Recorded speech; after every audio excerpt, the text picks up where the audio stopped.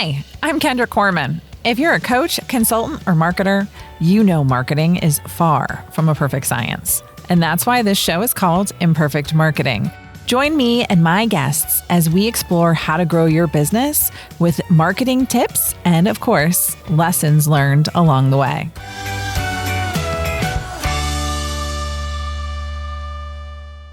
Hello, and welcome back to another episode of Imperfect Marketing. I'm your host, Kendra Corman, and today we're going to be talking about podcasting, which is clearly something that's important to me as you're listening or watching my podcast, right? I'm super excited to have Darren Saul here to talk about podcasting. Welcome, Darren. Tell me, how did you get into podcasting? Well, thank you. First of all, thanks for having me on the show. Lovely to be here with your audience. Yes, podcasting is one of those things that everybody loves to talk about, me included. My background's interesting. I've been a corporate recruiter for over 25 years, and I do a lot of work as a photographer. And probably about 7-8 years ago, I realized that the traditional ways of marketing and building prospects and clients and getting work wasn't working as well. Cold calling, ads in local papers, letter drops, whatever, what have you. And I thought, you know what, there's got to be a better way. And I was doing a lot of research and I stumbled onto podcasting and digital media. And I was kind of new to that whole world. But then I thought, what the hell? And I'm very impulsive. So whenever I have an idea, I just dive right in and don't worry about anything and just jump in and just build it as I go. So I ended up building 2 podcasts, one for my recruitment business and one for my photography business, which I still run today. And I've loved it so much, 7-8 years later, that I'm really trying to build an ecosystem and train people around using podcasting for marketing. So I call it podcast marketing because I'm extremely passionate using podcasting as a marketing tool. That's a quick little rundown into the last 7 years. That's awesome. Well, and podcasting is an amazing marketing tool. It is unbelievable, the reach, the audience, the way that you can connect with people. I know that I've had podcast listeners reach out to me with questions, or they've hired me for some consulting work and things like that. They feel like they know me because they've been listening or watching me for months or years, right? And so we've created this relationship that's based in who I am, right? They're not surprised by what I look like or who I am or what I sound like. Like we just connect that way, which is fantastic. It's a very intimate experience. You're in someone's ear for 45 minutes, an hour, and they really get to know you. So one of the ways that I started was just starting with my own show because why not, right? But I know a lot of people start with guesting and then they enjoy doing that. Why would someone put the effort in creating their own show? That's a really good one. And I do a lot of workshops and teaching around podcasting. And I get that question all the time. Is it a lot of work? Why should I bother? Is it saturated? Should I even start? You get this all the time. And the way I answer it is I say, actually, that's a really good point. Look, you got 2 ways to go around things or 2 ways to go about it. You can either get on other people's shows if you're really not sure about putting in the work to build your own show. Get on other people's shows first. Do that whole, roadshow of getting on other people's podcasts, but at least do one thing and ask for the footage. And then use the footage. Because a lot of people, my biggest gripe with podcasters is they don't do anything with the footage they make. And as podcasters and also podcastees, is they put in all this energy to go on people's shows, prepare, tell their story, execute beautifully, and then they do nothing with it. So to me, that's crazy. And so from a guest point of view, at least get the raw footage, chop it up, market it, use it, put it into all these other great tools that are around, and you can go for a 6-month, 1-year roadshow, creating incredible amounts of content, just getting on other people's shows. And then if you're really serious about building your brand and you want to do it on your own and you want to go to the next level, do that. So you can really go 2 ways, and it's up to you which way you want to go. and how much energy and how much commitment you think you've got to have. Yes. I mean, so guesting is a great way to start, and then leveraging that content. It gives you some authenticity, some authority in the space. And I think it really gives you a feel for how people do their shows differently and how you would want to do it, right? From a guest perspective and then from a listener perspective. It doesn't hurt as research to be doing that. But yeah, if you're serious about building your brand, having that content out there is huge. The next question that I usually get asked is, I'm not really good with technology, or I don't have a big budget, I'm just starting out. How much is this going to cost? I usually tell people it can cost as little as $12 a month Yeah. for the hosting platform. What about you? What do you recommend people do from technology, and how much is this going to run? Yeah. And that's the beautiful thing about this new generation of podcasting. I'll call it pre-pandemic time. You had to have a studio, you had to have an audio engineer, you had to have a videographer if you wanted to video. There was a lot more work involved. Whereas during the pandemic and after the pandemic, all this amazing technology has just come to the market to make this really easy and to allow people to have their own home studio and connect and collaborate with people all around the world, which is fantastic, for peanuts. So for those things like Riverside and Zoom is close to free, and all those other tools and your podcast apps like Spotify for creators, Podbean, they're either free or $5-10 a month. They're nothing. And then all you need is some kind of microphone, which if you really want to go simple, you can use your AirPods or your something really simple, or you can get a really basic mic like this for $50, some lighting, and some kind of camera, and that's it. So you can set up your whole studio for under a couple of $100. And then that's a once-off, and then it's a very small monthly fee just for some of the tech, and that's it. So it's become really cost-effective and really great because you can collaborate with people around the world, much better than just always having people in your own city. Yes, it gives you so much more reach and access to more stories, and it's fantastic because I'm always amazed by the people that are like, "Oh, I'm so nervous. I'm going to be on a podcast." It's like, yep, that's Yep. good. You can be Yep. nervous the first couple of times, but it's not that bad, right? Or they'll be like, I was invited to go on this podcast and I don't know, I don't like the way I sound. Suck it up, buttercup. That's what I like to say. I'm like, I'm like, you don't sound like nails on a chalkboard. Let's go. Give it a try. People are paying attention to the content that you're sharing, not necessarily how you sound, right? And how you sound is how you sound anyway in person. So what are you worried about? All you've done is just scale what you do in person. So what the hell? Just dive in. Yeah, exactly. And hosting your own show gets you over, like, I used to hate watching myself. Well, still not a fan of watching myself, but anyway, but I used to hate it. Like, really, really hate it. Like, leave the room if someone was watching a video where I was in. And I mean, the pandemic got me through a lot of that because I was on Zoom all the time. But, having my own show and my own podcast got me over a lot of those issues because now it's like, nope, that's just me. That's just who I am. We're going to roll with it, right? Definitely. And you come into your own and you position yourself as you want and you just start owning it. So, all right. So they've decided to go off on their own and put in the work to have their own show. They've got the tech. They're all lined up. They've got their home studio. Now, how much time is this going to take them to really create their own show? And really, again, how long is a piece of string? I know podcasters that put out a 1 or 2 minute message every day. That's it, on audio form. And then I know podcasters that go for 3 hours for one conversation, and then can be heavily produced, video and audio. So it's really whatever it is that you want it to be. And a lot of people ask me that. They say, how long should this? How long has to? Like, there are no rules. This is a creative outlet. People think there's a rule book for podcasting. There's something they have to follow. And if they don't, it's not called a podcast. But that's absolute rubbish. A podcast is whatever it is you want it to be. And it can be as long or as short or as expensive or and produced or unproduced and raw as you want it to be.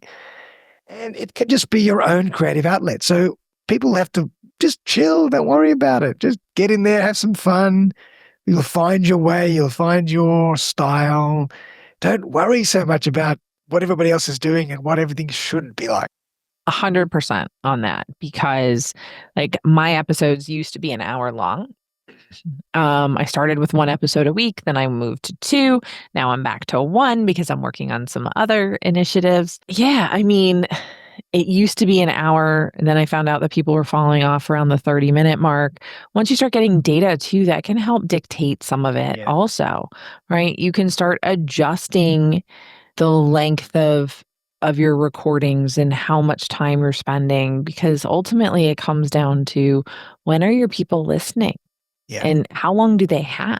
I still remember when my husband and I went to Tokyo, Japan for, he was going on business and I tagged along because it was Japan. And I still remember we were doing a bunch of research about the Japanese culture, specifically Tokyo, and they were on over 2-hour commutes, some of the people into Tokyo from where they lived.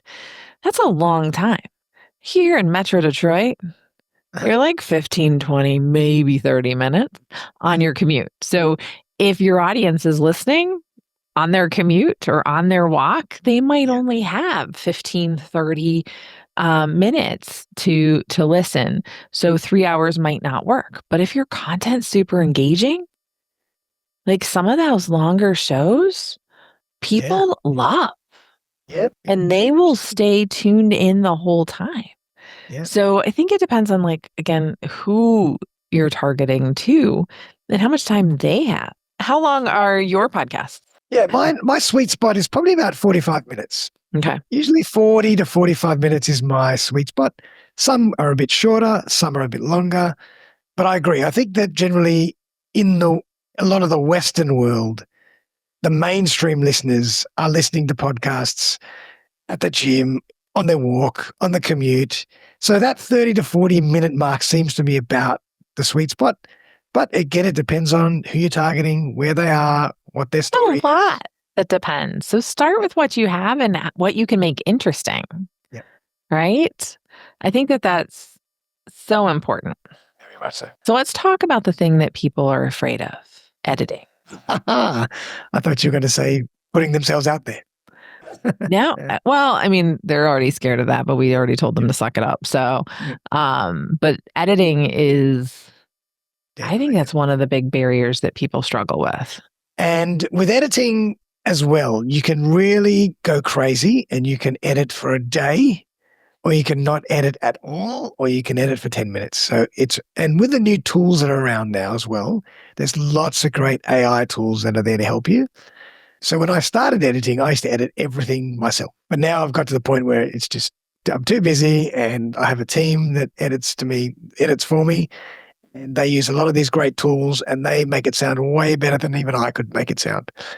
And it really, nowadays, you don't have to spend a lot of money. You don't have to spend a lot of time. But if you're starting out, you should learn how to do basic editing, just so you can do stuff if you need to. You just know what the process is like. And if you're a Mac person, which I am, iMovie is your best friend. It's the most beautiful product. But if you're a Windows person, there are products like that are just as easy, like CapCut and all sorts of other Filmora and all sorts of other software that makes it really easy these days. And you want to try and streamline your editing as well. One thing that I teach when I'm teaching editing is try and put the audio and the video file, if you're doing audio and video, put the audio and video file into one place, edit it all together, and then export separately. Don't edit twice. You're trying to streamline the process because you don't want to be spending hours and hours doing it. I think that that's really important. And I think, again, you can determine the quality of your output, right? Yep. So overproduced does not mean, or a ton of editing time doesn't necessarily mean better content either, or better audio. Sometimes you can make it worse. But if you take out I actually know what my waveform looks like when I say so as a transition, because I used to edit it out all of the time. And then I started leaving it in. Because that's how I talk. That's what I use, right? Yes, that's a good. And I think it's just so important. See, no, that wasn't a transition. That was actually in the sentence, so I'm good there. But it's so important to have some of those natural pauses and some of those natural fillers, because if you edit it all out, I had one guest that I think said like 750 times. So I took out like 200 of them. Right. So you don't have to take them all out. And sometimes that makes for a smoother podcast that feels more natural. I 100% agree with you. Like a lot of my team, I'll say to them, just take out some of the filler words, but make it sound natural. Otherwise, especially with the AI software now, it can become very robotic and strange if you remove all the filler words and everything. It's this chop, chop, chop, chop, chop, weird flow. So if you're editing, leave some of that stuff in there because, as you say, it's more human, it's more natural. But if someone's saying every second word, there's a bit of work to do. Yeah. And that drives me a bit nuts when that happens, but you got to do it. I think that, Ken, you're going to polish it and re-record it 100 times to try and get it to your level of perfection. You don't have to do that. You do need strong audio quality, but I think we overanalyze our podcasting quality or the content or how we're showing up in it too much. People, even when they're listening to you normally, they don't even hear or take in half that stuff. They're just feeling what you're saying. They're getting the general gist of your content. They're feeling your energy. That stuff doesn't even compute. So why are we worried so much when we podcast? It's the same thing. Exactly. Totally. All right. So we've recorded it with our wonderful stuff. We're getting ready. It's launched or it's launching and we need to promote it. What's next? Fun. That's where the fun comes in. And I always say to people, you can have the most amazing podcast, but if you don't promote it and nobody knows it exists, what is the point? Just like a website, just like anything. So the big part or the biggest part of podcasting is the promotion, really, I believe. It's got to sound good. It's got to sound reasonable. It doesn't have to sound perfect, but you have to promote it. And you've got to pre-promote it, post-promote it, promote it the hell out of it for the next year and keep revisiting it. You've got to keep on repurposing and re-promoting and being creative in how you do that, because that's the way people are going to come to your show. So I can't stress that enough. I think that's really, really important. And again, all the great tools out there like Opus Clip and Splashio and CapCut and Descript and Riverside and all that stuff create all those little snippet videos for you, those little bits of audio for you, the transcripts. ChatGPT is amazing when it comes to that stuff. You can do all this stuff really easily, but then you've got to use your social media channels. You've got to use your newsletter. You've got to use any channel that you have to link people back to your podcast constantly. And don't always think that when you post something once or promote something once, that's it. Everybody knows about it. It does not happen that way. You're talking about 5% of your audience will even see it. So you can do it 100 times more. Just be creative in how you do it and revisit it, make it look a bit different, put 2 or 3 together, put greatest hits, do whatever you got to do. Put documentary content along the side of it, whatever. But you've got to learn to promote because the promotion is everything. All right. So here's one that I've gotten as a question in the past. All of my content's starting to look the same because it's all the podcast. Mm-hmm. What do you say to that? Beautiful. And the thing that I love about podcasting is that if you do video and audio podcasting like we're doing right now, it gives you the capacity to do everything because you can strip audio, video, graphic, photo, written content using all the tools that we have around nowadays from that one show. And if people think, oh, yeah, it's starting to look the same, no problem. Take the audio, throw it into Canva, put a different image over the top, put a different video over the top, do whatever you want to do and make it look different totally, but it's still the audio content. Or just take the transcript, throw it into ChatGPT, write a blog article. You don't have to have the same video content snippets all the time. There are so many other ways to go about promoting the content from that show. And that's what I love about it, because it gives you those 5 different forms of content and it's up to you to decide what you want to do with it. So, well, and think about pulling out, along the lines of the blog, pull out a quote, put that on an image in Canva, and then link to the podcast, right? There's a million different ways you can make it look different. But I find that when people start getting into the habit of doing it with the clips and things like that, that they sometimes forget about those pieces. And there's just so much that you can do. It's so important to know. You really have to learn, like, creativity is a muscle. And the more you exercise it, the more creative you become. I stole that from the guy that started Creative Live. His name is Chase Jarvis, I think. Lovely guy. And he writes books on this, and he has a podcast on this exact concept. Creativity is a muscle and you need to exercise it. So the more you do it, if you sit down and think, all right, what am I going to do? How am I going to work with this today? What can I do today that I didn't do yesterday? Then you will come up with all sorts of things. You've just got to sit down and actively think, all right, how can I create something different? But if you're just in the mindset of being automatic and robotic and not thinking about what you're doing, it's going to be all the same. So you really have to have a little bit of awareness and thought about being a little different and being creative. And again, your podcast lends to all of those. So there's so many different ways that you can do it. It's just amazing. So podcasting is fantastic for lead generation, business opportunities, networking with your guests. If you're a guest, networking with your hosts. There's just so many different things that you can do with your podcast. I am a huge fan, and I do recommend to a lot of my clients that they start one. They just got to find the time to do it and prioritize it, because it can save them so much time in the long run. So much time in the long run. It's a really good point. If I could just jump in. Yeah. Like, a lot of times people will say, oh, should I podcast? Should I blah, blah, blah. And I'll say, look, you're running a business. Yes. You need to market. Yes.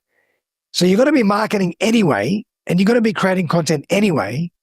Why the hell just start a podcast and use that podcast and kill 2 birds with one stone? Why the hell wouldn't you do it? I agree 100%.